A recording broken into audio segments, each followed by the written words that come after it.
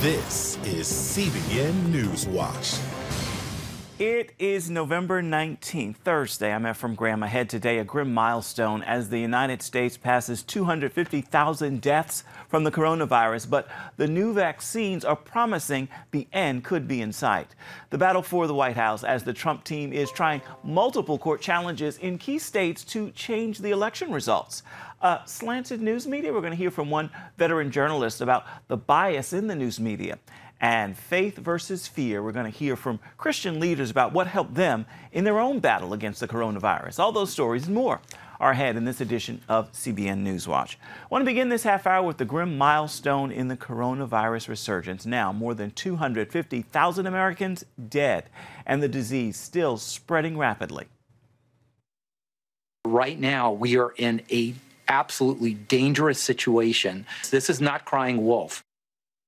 The outbreak is overwhelming hospitals with nearly 80,000 people now hospitalized as new confirmed infections have exploded more than 80% in just the past 2 weeks as cases are on the rise in all 50 states, while deaths are average more than 1,100 a day. Still, the death rate has dropped. And now Pfizer says its final results show its vaccine is 95% effective.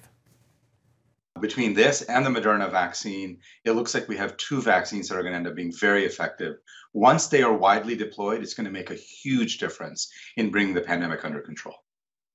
But for now, experts are still encouraging Americans to wear masks and take whatever steps they can to limit the spread of the virus. I want to turn now to the presidential race as two Republicans in Wayne County in Michigan claim in signed affidavits they had been bullied into certifying the election, so they rescinded their votes. That's one dramatic development as more than 2 weeks after Election Day, President Trump is contesting the election with lawsuits and recounts in key states. Jenna Browder brings us the story and the update on where things stand. For President Trump and his team, this war rages on. Lawsuits and recounts are underway in several hotly contested states. But time is running out as they try to uncover more votes and prove evidence of voter fraud. They believe there's a treasure trove here. Those are the words that Kayleigh McEnany said to me a couple days ago. And they are about to show us all this treasure trove, but they need to do it pretty quickly. CBN Chief Political Analyst David Brody Wednesday on Faith Nation. The facts of the matter are is that in Georgia, there's been some more more votes for Trump after we've seen some of the disclosure down there. And we know there's going to be a recount in Wisconsin. We know that in Wayne County, there were two Republicans refusing to certify, at least at one point, the results of the election. They still want a full audit. And I go on and on. But is it enough to hand Trump another 4 years in the White House? Today in Georgia, officials will announce results of its statewide audit. Nearly 6,000 ballots that had not been counted there were found in 4 counties. Trump gained nearly 1,400 more votes than Biden, narrowing the lead, but not enough to make a difference. And an error in the hand recount in DeKalb County that gave Biden 9,000 extra votes was caught by an election monitor and corrected. The mistake was never applied to the final tally. In Wisconsin, where the president lost by some 20,000 votes, the campaign has put down $3 million to pay for recounts in Dane and Milwaukee counties. To do a whole state would be $8, $9, $10 million, but they don't need to recanvass and recount the whole state. What they need to do is recount the Milwaukee area specifically. That's where they need to focus on. Down in Arizona today, a judge will hear lawsuits to block certification in Maricopa County, where the GOP is seeking a recount of the 2 million votes. The state's scheduled to certify those ballots today or tomorrow. And in Pennsylvania, the Trump campaign is waging several legal battles, among them charges that ballot inspectors were denied proper access.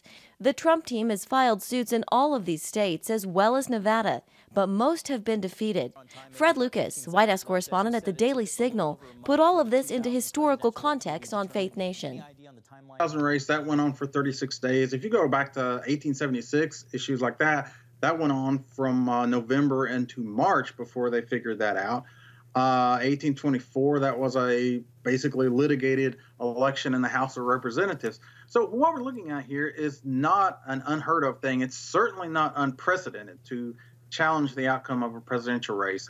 Meanwhile, more Republicans are urging President Trump to allow Joe Biden access to intelligence briefings. The Biden team has also been blocked from coronavirus information.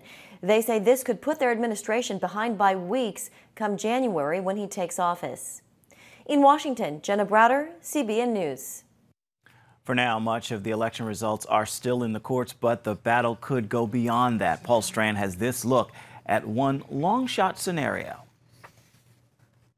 You may not be aware of this, but your vote doesn't pick the president. It picks the slate of electors in your state who make up the Electoral College vote. When the Electoral College meets, they will vote for either Donald Trump or Joe Biden. So you're actually electing that slate when you vote for one of the two candidates. As the Heritage Foundation's elections expert, Hans von Spakovsky, points out, after votes are added up, your governor gives them his seal of approval. The governor certifies the results and therefore decides which slate of electors goes to the Electoral College meeting in this year on December 14th. But what if there are disputes that throw serious doubt on results and whether those slates of electors have been legally voted in? State legislatures could step in and reverse things. The Constitution gives complete and full power to state legislators to decide how electors are chosen. So if a state legislative majority decides the vote of their citizens has been corrupted, they can reject the electors.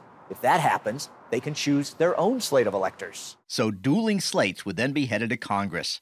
On January 6th, those national lawmakers are supposed to count up and approve the Electoral College votes for president. But in this scenario, do they accept the vote of the electors chosen by the legislature or the ones certified by the governor? Now here's another twist. When the new Congress convenes in January, both houses must approve the slates of electors and their vote. The Democrat-controlled House could pick one set, and the Republican-controlled Senate could pick the other set. What happens then? I'm not quite sure what would happen. I think you would get a heck of a debate and dispute over which set of Electoral College votes to pick.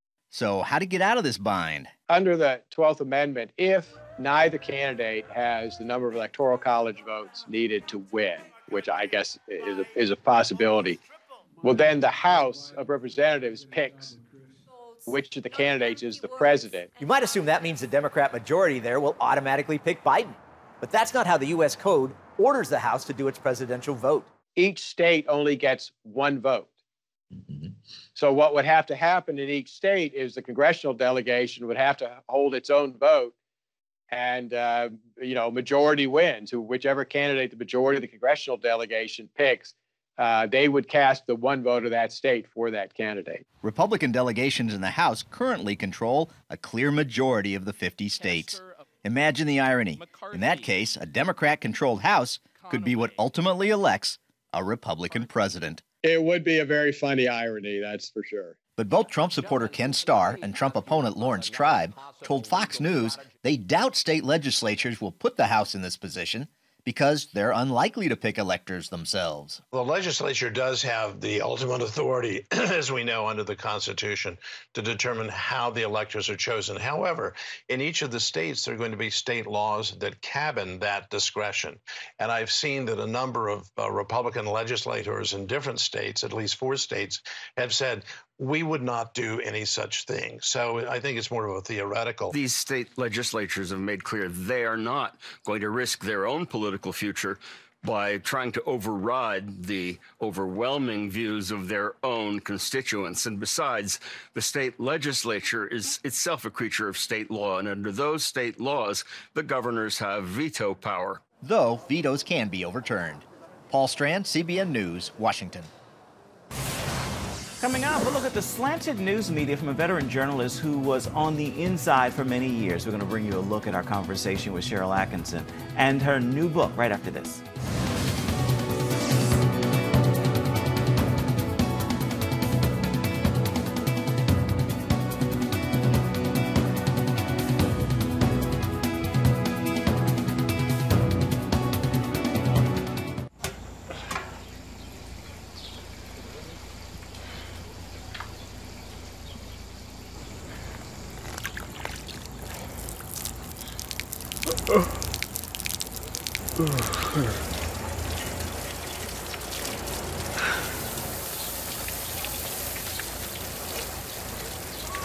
Life is better with a good night's sleep.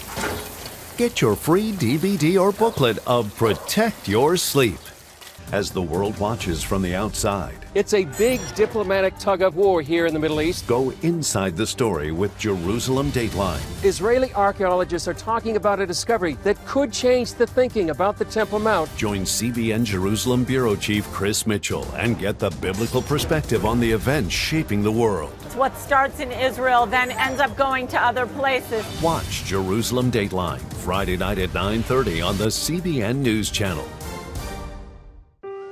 Life. It's meant to be lived fully. Jesus said it. I came to give you life. Life to the fullest. Life in your family. Life in your finances. Life in your body, mind, and spirit. Life in your everyday.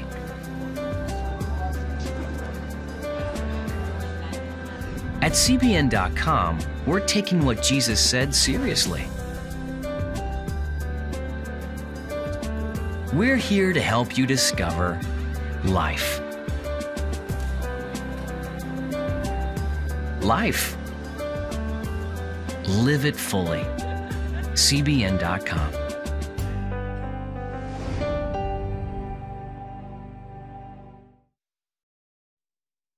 Get the top political news and analysis from Washington on Faith Nation, tonight at 6 Eastern, only on the CBN News Channel.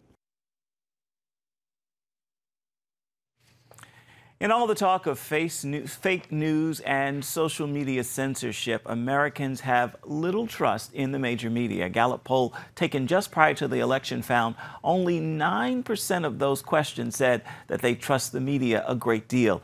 About 1/3, 33%, said they don't trust the media at all. Media bias is the subject of a new book, Slanted: How the News Media Taught Us to Love Censorship and Hate Journalism. Appearing on this week's episode of The Global Lane, the book's author, veteran journalist Cheryl Atkinson, talks about how American media are advancing political narratives. It used to be a more subtle thing, but I'll bet your viewers have noticed it's almost like there's no longer any pretense of hiding it. It used to be that we sort of self-censored what we put on the news, and we used rational judgments as to what would make it on the nightly newscast with all the news that was out there. But slowly, but surely, through a process I described partly in my last book, The Smear, a whole industry understood how to pull our strings and get their nose under the tent of news organizations so that they can decide what we do put on TV, what we don't put on TV, also other news sites, and more importantly, how it's shaped, how it's manipulated to try to shape public opinion in a way that you will not hear viewpoints that they've decided are harmful to their interests or, in other words, off narrative. This didn't begin with Donald Trump, yet he gets a lot of the blame from mainstream media about this. He's depicted as a liar, a clown. Joe Biden even said that to his face in a presidential debate, and I know the media didn't challenge him on that. And now with questionable election results, allegations of fraud, it seems the media is trying to force Trump to concede. It was just the opposite, as you remember, in 2000 when Al Gore challenged the results for 37 days. So why don't they see or acknowledge the different treatment? You know, this is all part of the idea that they're not, in many instances anymore, out to reflect the facts on the ground. They're simply there to put forth a narrative. They're not acting as news as we once knew it or as journalists as we traditionally understood them to be.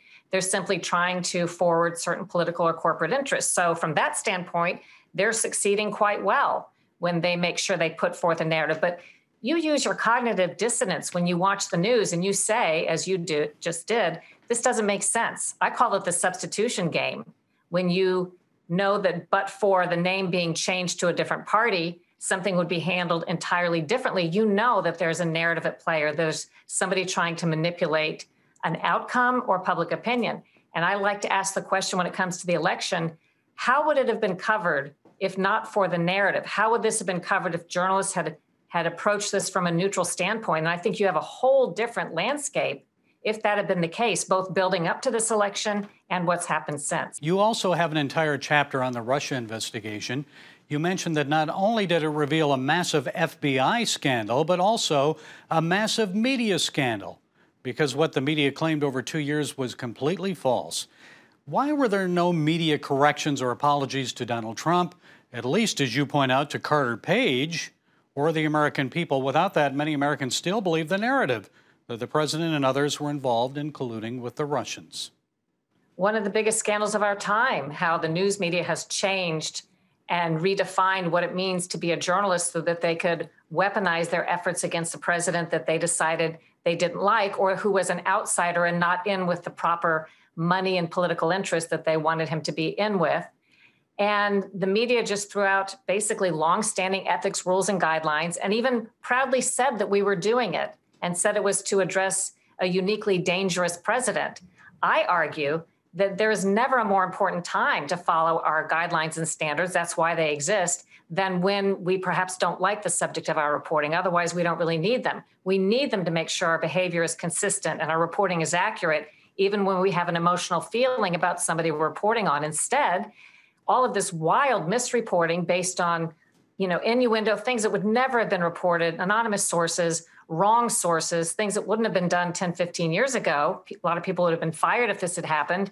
And there were not these mass, as you said, apologies and firings, because I argue this was all mission accomplished on their part. They were not trying to disseminate the actual facts. They were trying to create this air of controversy and chaos for the couple of years that they did. And when it didn't turn out to be true in the end, as perhaps some of them knew all along, they still had accomplished their goal, in my view. It seems the journalism schools are okay with advocacy now. So what do we do? Is it already too late? I think people need to not accept it, continue speaking out about it, and understand that when they're trying to make you think that you're the only one who has some crazy view and you're not supposed to think it, you're not supposed to believe that scientific study, whatever it is, know that that's not true. Don't live inside this box. They only win, the propagandists, if you live your life inside the box that I call the internet and social media and the news. Make sure you have this reality check, listen to your cognitive dissonance, listen to your friends and neighbors, and live in the world as it exists, not the one they're trying to create, not this artificial reality. Okay, the book is Slanted: How the News Media Taught Us to Love Censorship and Hate Journalism. Thanks for being with us, Cheryl. I appreciate you having me. Once again, the book is called Slanted: How the News Media Taught Us to Love Censorship and Hate Journalism. You're going to hear more from her, along with other important stories, on the Global Lane. It begins at 9:30 Eastern this evening on the CBN News Channel. Still ahead, more than 11 million Americans are now suffering with COVID, including Christian leaders like Tony Perkins and Greg Laurie. We're going to tell you how they chose faith over fear. We've got the story for you right after this. Daddy? Yeah, buddy? How many nickels are in a dollar? There are 20 nickels in a dollar. How do birds fly? Does milk really make my bones stronger? Yeah. Daddy, when we die, will we go to heaven? Do you have the answer to life's biggest question? Call the 700 Club. We'll help you find answers to the important questions life brings your way.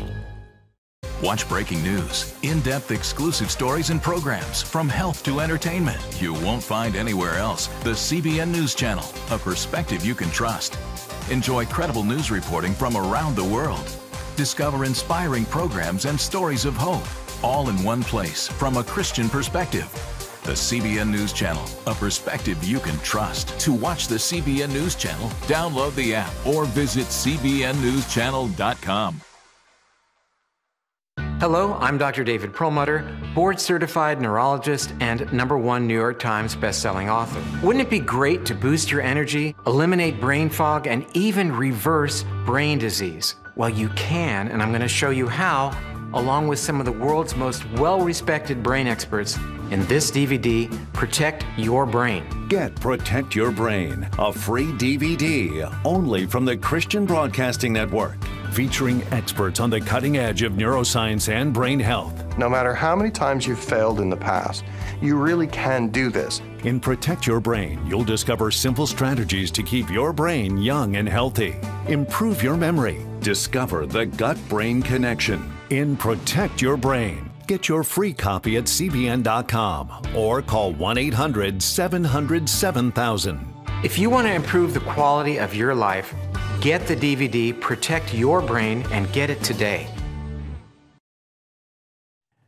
Some 250,000 Americans have died from COVID-19 and more than 11 million are infected. Christian leaders like Tony Perkins and Greg Laurie have personally battled the virus. What helped them to choose faith over fear in that fight?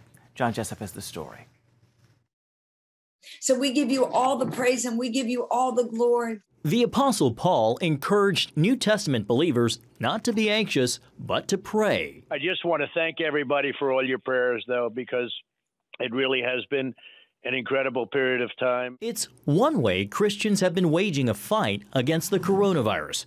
For others, the battle is personal. Well, I did contract coronavirus back in July. Tony Perkins with the Family Research Council tells CBN News the virus hit his entire family last summer. My daughter's actually an ER nurse working with at the time working with the coronavirus patients, so we're not sure if maybe that's where it came from or through traveling. His symptoms lasted about 2 weeks, and a recent test reflected he now has COVID antibodies. It actually is a part of John, the defense of this for the broader society is people get this, they become barriers to the spread of it. Perkins attended September's White House Rose Garden ceremony, now labeled a super spreader event, 2 seats away from former New Jersey Governor Chris Christie, who along with the President, First Lady, and several others contracted the virus.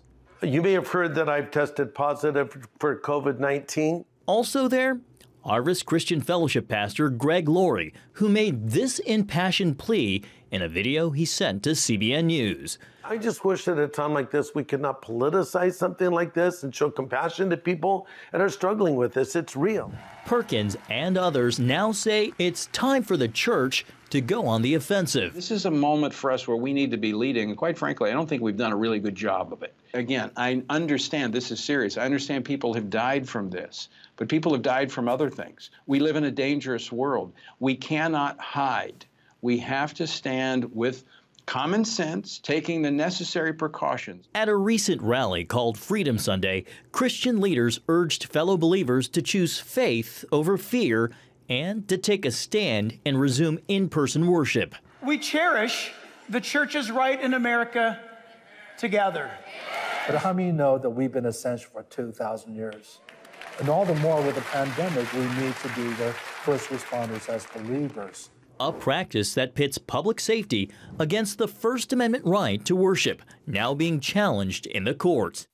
Still, to the faithful, prayer is an indispensable weapon in the fight against COVID, also affecting San Antonio pastor John Hagee, who didn't attend the Rose Garden event, but was at the White House earlier. As it is a reality in our lives, we also have a promise that we serve a God who is a healer. Prayer, an effective tool people of faith see as a line of defense. John Jessup, CBN News. Coming up, with all the division in our country, one Ohio teenager decides to bring people together in her community for a walk in the name of Jesus Christ. We're going to have that story for you when we come back.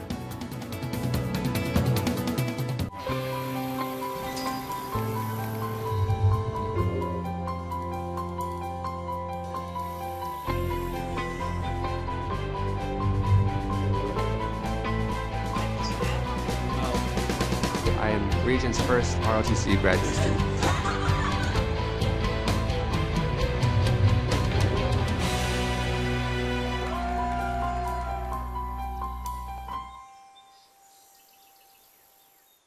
Five, 4, 3, 2, 1. I'm Ephraim Graham. Welcome to Studio 5. Get on it. All that's new and now in the world of uplifting entertainment with celebrity interviews. There's a higher contribution I will make. Musical performances. I'll give you my best praise. Plus movie and TV news. See it and be uplifted. On Studio 5. Every Wednesday at 5 p.m. Eastern at cbn.com/Studio 5. How'd you like to get a redo on your health, on your body, on your arteries, so you could have the energy you had 20 years ago?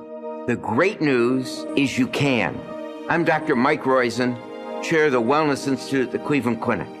I've written 4 New York Times bestsellers.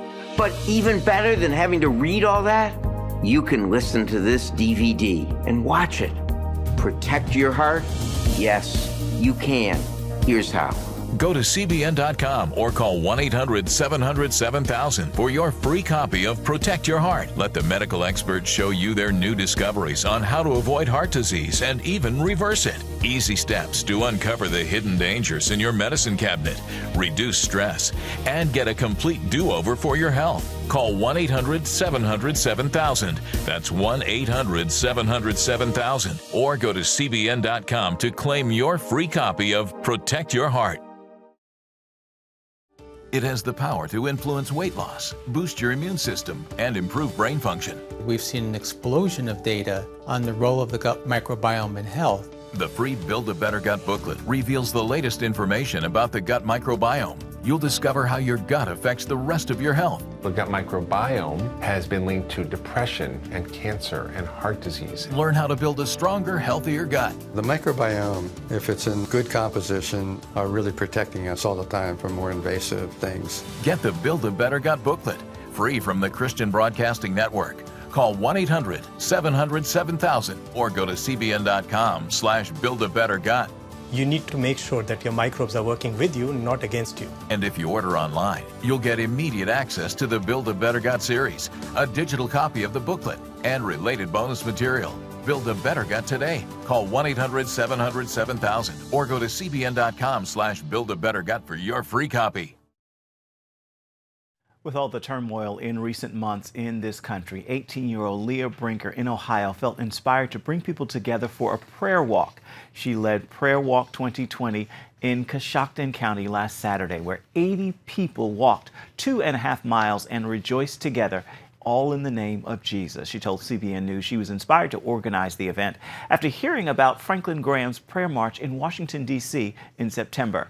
After much prayer, she knew God was moving in her heart to plan the event. Her community rallied around her and that idea, including the mayor and sheriff. And she said people were grateful for the opportunity to come together. She said it was important, to show that God is working. It might not always show, but He definitely is. Even when you don't see Him, He's working. It's time now for your Thursday Thankful, and today I want to leave you with this prayer of gratitude. Father, thanks for being my calm before the storm, my peace in the storm, and my comfort after the storm. That truth brings me refreshing rest in all of life's weather. Amen and amen. With that prayer, I encourage you to make today a thankful Thursday. May it be a day filled with gratitude. Well, that is going to do it for this edition of CBN NewsWatch. We thank you so much for watching. I want to remind you, you can always find more of our programs on the CBN News Channel at any time. You can also find them online at cbnnews.com. We would love to know what you think about the stories you've seen here today or any day. Feel free to email us at the address right there at the bottom of your screen, newswatch@cbn.com. And of course, you can always reach out and touch us on Facebook, Twitter, and Instagram. Hope you'll join us again right here next time. Make it a thankful Thursday. We'll see you tomorrow.